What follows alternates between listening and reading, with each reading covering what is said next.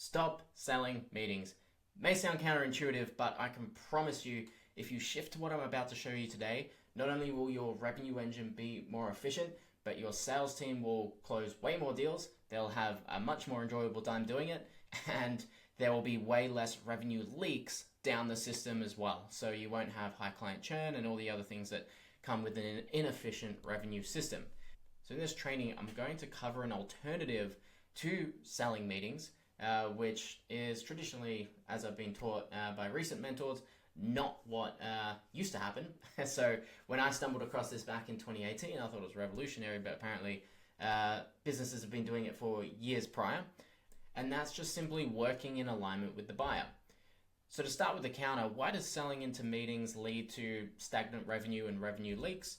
Well, a number of reasons, but here's the typical scenario that you'll go through. So you'll have an SDR or appointment setter that's given a certain meeting KPI. You need to do 30 meetings a week, 50 meetings a week, 5 meetings a day, whatever it is, monthly, however they've set the KPI. So those SDRs or those appointment setters are incentivized to sell the meeting. They are driven by that number to do whatever it takes to hit it, because that's how they get their bonuses, that's how they make a decent living. That's what I had to do in my first job. I started as an appointment setter. I had to book 15 meetings a week with an 80% show-up rate. So although I learnt a lot in that role, I was placing people in meetings that probably shouldn't have been in those meetings. And my show-up rate was super high, but it led to a lot of downstream inefficiencies, because then the sales team's calendar was full of prospects that weren't 100% a right fit, but because they also had targets and KPIs, as it goes into here, they push for the sale. They go to try and get that person across the board. So that led to overselling and overpromising, which then led to a nightmare for customer success. So a ton of clients would come in with buyer's remorse, being oversold, and then within a few weeks they're not getting what they thought they were getting, and they're wanting to quit, churn, get a refund, all of these things that then customer success has to try and manage and do, and that cycle just perpetuates. All because at the start of the process, the KPIs are set out of alignment with the buyer. They're set on what we want, what the company wants, which is they want people being pitched. They're not in alignment with what the buyer wants, which is to be educated and to understand what they're possibly going to buy, to solve their problems. So as an extreme case scenario, the business that I was in, even though we were crushing it from a sales side, shortly after I was promoted into sales, the rest of the sales team quit. I had to manage the entire pipeline, so all the KPIs went out the window in terms of the 50 bookings and all that, because now I was doing the bookings and the sales, I was running the full cycle, and performance actually improved. I didn't outperform an entire team from a sales volume perspective, but I hit over half of what a 5-person sales team would typically hit in a month for them in overall sales, with a much higher retention and client success rate as well. 90+% of those clients retained and had good experiences with the company, because when I was having to do everything and all those KPIs were thrown out the window, I was simply looking to move the right people through to the next step, the ones who were ready to have discussions about solving their problem. And I wasn't trying to force square pegs into round holes. So that was my first hint as to the sell the meeting, appointment setting, huge KPIs, book numbers, etc. That model was broken. Now, as I mentioned, this is going to cause revenue leaks at all stages of the pipeline, not only people that ghost the next call or waste sales time, but from the customer success side, the churn rate, the actual acquisition cost will get blown out from a measurement perspective on marketing, so then finance don't really know what they're looking at, and everyone's just kind of going, well, I think my department's working, I think my thing's working, but they're not talking and connecting across the different layers throughout the revenue engine. So there's one change that can fix all of this, and I learned this in 2018 from a founder, Jay, who introduced me to the concept of a transition bridge. Now, he didn't call it that, but I've just labeled it this because it makes most sense to me. It helps someone transition from not knowing who you are to being educated about who you are and how you can help them. So, again, that's just a label that I've thrown on it. But what is it? As I said, when I started working with Jay back in 2018, he gave me this video that he had created, and he said, if you get people to watch this video, you will make money. So me in sales was like, well, that sounds easy. All right, I'll get this video in people's hands. So we had leads coming in. We had people opting in for applications to work with the company. And rather than call them and just book meetings, I would enroll them into this transition bridge to go through and watch the video, and if it resonated with them, we would pick up the next conversation and book a meeting from there, a more official meeting. If not, then we would shake hands and part ways as friends. So all that I focused on every day was getting 5 people to agree to go through this transition bridge and schedule a touch point to review how they went going through that video. If they liked it, if they didn't like it, either way, it didn't really matter. The ones that liked it, we'd progress. The ones that didn't, obviously, no stress, enjoy the rest of your day, so on and so forth. So a complete contrast to what I was initially taught, where I was really trying to just get people into meetings so I could hit these numbers. I was just trying to get this video in people's hands that had the problem that we solved, the gap that we were able to help fill for them. And if the video did its job and helped them see that we could move them from A to B and get them where they wanted to go, then that was all that mattered. We knew if enough people watched that video that matched our ICP and had the problem, then a good percentage of them would move through. So the results of that, my closing rate was an average 86%.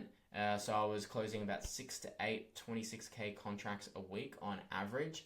The retention rate was 100% on the back end because the clients were coming in fully informed about the process and how everything works. So there was no scary surprises for them on the back end. And lo and behold, when they were set with the right expectations and they followed through on the right actions, they got great results.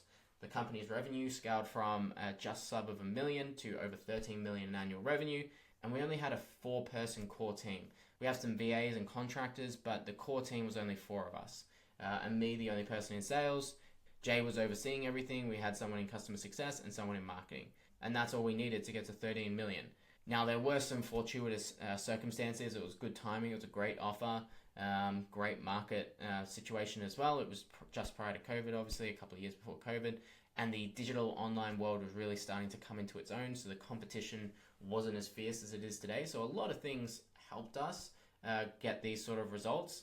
But one of the core things I believe was this transition bridge. Again, because it aligned to what the buyer wanted to do. They wanted to understand how what we do could help them go from where they are now to where they want to be. And they wanted to do it in their own space, in the safety of their own environment. Not on a call with me explaining all the same stuff that a video could explain to them. Because at the end of the day, when I'm talking to them and I'm going through that, especially depending on how that call has been set up, especially if the meeting's been forced through and it's been a sold meeting, they're going to have their walls up for a lot of that time anyway. So half the stuff you say is going in one ear and out the other. Whereas if they're able to watch a video in their own time that maps them through the process, A to B to C, so on and so forth, all the way to Z, and it shows them step by step how it all comes together, then not only are they going to take that information in, but if you've structured it in a strategic way that helps reinforce confidence to them, then they're going to naturally want to have the next conversation anyway, because they can see that you can solve the problem. So how does it work? This is a typical framework it will have. So this is with everything included and then some nuances as well. But you're going to have your ecosystem. So whether you are posting organic content, you might have partners, events, podcasts, wherever you're generating traffic from. And then typically with my clients, we're amplifying that with ads. So we're amplifying their overall ecosystem and driving that ecosystem into offers of some sort. People, and I don't like the term tofu, mofu, bofu, but just to illustrate the point, you'll have some offers that are more suited to less problem-aware prospects, so people that are earlier in their buying stage, they're either problem-unaware or just become problem-aware, but probably not ready to explore direct opportunities just yet or direct solutions. But you might provide them with some tools, resources, etc. You can have some automated flows like ManyChat, etc. And you can promote them going across to a wait list, a video series, stuff like that, and then eventually down to the transition bridge. And then we also have direct offers in market as well that we do some retargeting with for the people that have built up there.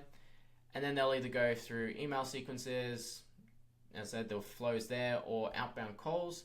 This is what we primarily did. So we would have a direct offer in market. We'll go through outbound calls. And that's what we did. We would go outbound with calls. We'd get them on the phone. Make sure they're the right ICP, make sure they're qualified, as in they're the sort of person we can help, and they have a problem we can solve. And then that call would just be enrolling them into this transition bridge. So John, based on what you've shared with me today, it sounds like there's an opportunity that we could possibly help you get from A to Z. What we could do from here is I'll send you across a video that explains the process of how we're taking companies like yours, so whatever the niche is, companies like yours, from problem to solution. And then if that video resonates with you and you feel that we could possibly help you solve XYZ, then we can pick up a further conversation from there. How does that sound? Most people are going to say, yeah, that sounds good. Send me across the video. And if you set the frames correctly, they should be quite interested to watch it. Then you just need to schedule a time. Cool, when do you think you could get that done? If we touch base on Thursday, Friday, do you reckon you could have that watched by then? Yeah, definitely could. Okay, cool, I'll pencil that in. Maybe let's touch base for 5 minutes at 2 o'clock. Sound good? Yep, great. I'll give you a quick call then. Enjoy the rest of your day. I'll shoot all that across, blah, blah, blah.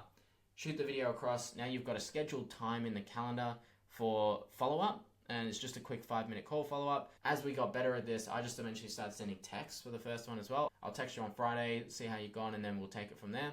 And we get more than enough people responding to that text being like, sounds really good, would love to have a chat. So my average stats were for every 20 leads that would come through, we'd have 5 people that I would speak to, 3 would agree to watch the training, 2 would resonate with it, and out of those 2, normally 1 or 2 would close. So the closing percentage was super high because as they went through that video, 1, the offer was really good, so obviously interested them, but it pre-handled a ton of objections, it cleared up a ton of misconceptions and myths, so by the end they were actually motivated to want to move forward. So the next conversation was more about just tailoring that solution to their particular needs because they knew how the general structure worked. So what makes up a transition bridge? It's typically a video that will go through a process like this. So you've got some context at the start, whether that's a story, a why you're there section, something that just provides context. Most of the time it will be whether a founder or company story as to where the company came from, why it started, so on and so forth. And then some social proof for authority. So since starting XYZ company, we've been able to help so-and-so and these many people and get results like this, all through our big idea. You wouldn't say our big idea, but all through our XYZ method or proprietary system, proprietary method, whatever is unique to your company. Every company's got some sort of label that's unique to obviously whether it's software or coaching or consulting systems, again, whatever it is.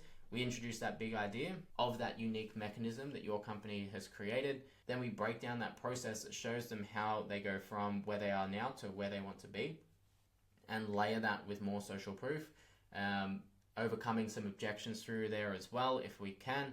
So pre-handle some common objections that come up, even just calling some of them out directly. We just want to start seeding that, some of these objections that typically come up aren't a big deal. Then we slap some more social proof on the back of that, some more authority, if you've got some accolades, awards, things like that, and then a clear next step from there. So from a buyer's perspective, they're getting the context, so the frame is being set from the start. Why should I listen? We're then building some social proof and authority around that of like, hey, I'm backing up this story, I'm backing up why you should listen to us. Here's the big idea. This is what we do. This is our unique mechanism. This is how it works. We go from step 1, 2, 3, 4, 5, so on and so forth, however many steps it is. And by doing these steps, it gets you from here to here, where you are to where you want to be. And all these other people have done it as well. They've also seen the same result. So if you want to see these same results as well, get back to the person that sent you this video and they'll be able to walk you through what the next steps are from here. Something as simple as that can make up a very strong transition bridge. Now, the one we initially used back in 2018, that went for 2 hours and people still watched it. So I always get pushback on people saying like, oh, why are you giving prospects more stuff to do? They should, if I was buying something, I would just want to know what it is and just buy it. Like, you're giving them more stuff to do. This is giving them the information they want. They don't want to sit there and talk with you for an hour for you to tell them all the stuff that's here. They would rather watch a video that goes for 15, 20 minutes max, that breaks it all down, right, and they can watch it on the couch at fast speed or however they want to watch it, in the comfort of their own home, and then at the end decide, is this worth a continued conversation? No, yes, no pressure. This is how buyers want to buy. It's not giving them extra work to do just for the sake of giving them extra work to do. They want to have this information up front before they speak to you, before you pitch them. They want to know this stuff. So give them this early in the buying journey, and then if they're ready to have a chat, they'll have a chat. If they're not ready to have a discussion, they'll either tell you, hey, this looks good, it's not for us right now, but maybe let's chat in so and so months, or just say, hey, this is not for us. No problem. No one's time got wasted. So before anyone starts thinking, oh, well, I'm just giving my buyers more things to do, that's a good thing. We're giving it to help them move forward, for one, but we're also getting more emotional buy-in from the buyer. We're getting more connection with the buyer. They get more hours, more time with our brand, with us, with understanding how we do things. And if your offer is of anything substantial price-wise, most people want to do their research anyway. They want to understand how it works. So you can either be a part of that conversation and control the narrative, or you cannot be a part of that conversation and they're going to go search it somewhere else. Either way, they're going to watch videos, they're going to do research. So again, do you want to control that narrative? Do you want to control that process? Or do you want to just leave it up to chance and whatever's on Google? I know which one I would rather do. So the idea is to help educate prospects on the logical steps on how they can solve their problems, help debunk myths and potential objections, give them fundamental information they need so you don't have to cover basic insights in a sales call. So like, this is how the offer works, this is what we do. Let them know that up front before you even jump on a call. So then you can tailor everything to what's relevant specifically to them, not all the other jazz that comes with it. And then social proof and validation. So the shift that happens is we go from driving people into meetings just because we want to set meetings to driving intent-focused traffic into the transition bridge. And the more people you get to watch the video, the more money you make. So if we go back to this story from here, I should have put this in the slides, but now instead of the appointment set is here, being set on KPI meetings, they're just set on how many people can you get to watch this video per week. So say you want 20, 30, 40, get 50 people a week to agree to watch this video. What happens after that is beyond your control. If they agree to watch it and they actually do it, then you've done your job. Now, all of a sudden, the people that then start putting their hands up after watching that video and go, hey, yeah, this is for me, this is for me, this is for me. Say out of 50, half of them said that they agreed with it and they liked what you had to offer. You book 25 meetings from there. Obviously, these are just made up numbers, but you book those 25 meetings that are all informed, all educated, all understand how you can help them go from point A to B. Now the salesperson just has to connect the dots of what's really going to drive them and how that solution can be personally tailored towards them. Now the closing rate goes way up, so the salespeople don't have to force through deals that they don't feel are a good fit or they don't feel are going to really benefit from the product or service of the company. So now the clients coming on board are coming on with the right expectations, with the right mindset, with the right tools and resources to actually get results and have a positive experience with your company. That means customer success have a much better time of retaining customers and are dealing with far less headaches. So the entire system gets way better by flipping the script at the start, at the very beginning, and stop trying to sell meetings and get people just to consume your information, consume your education.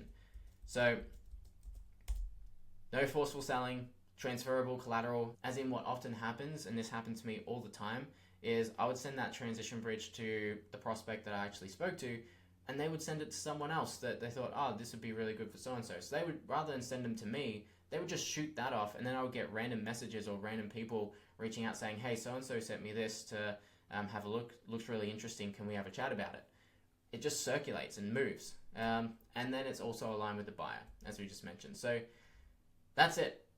Simple as that. So again, thanks for watching. Hopefully you got some value from that. But I promise if you start making the shift to using transition bridges as your point of transition, as opposed to trying to sell a meeting, you will get a much more efficient revenue engine and much better customers on the back end. So obviously the entire revenue team benefits from making this switch. Any questions, always feel free to reach out. Otherwise, I'll leave you till the next one.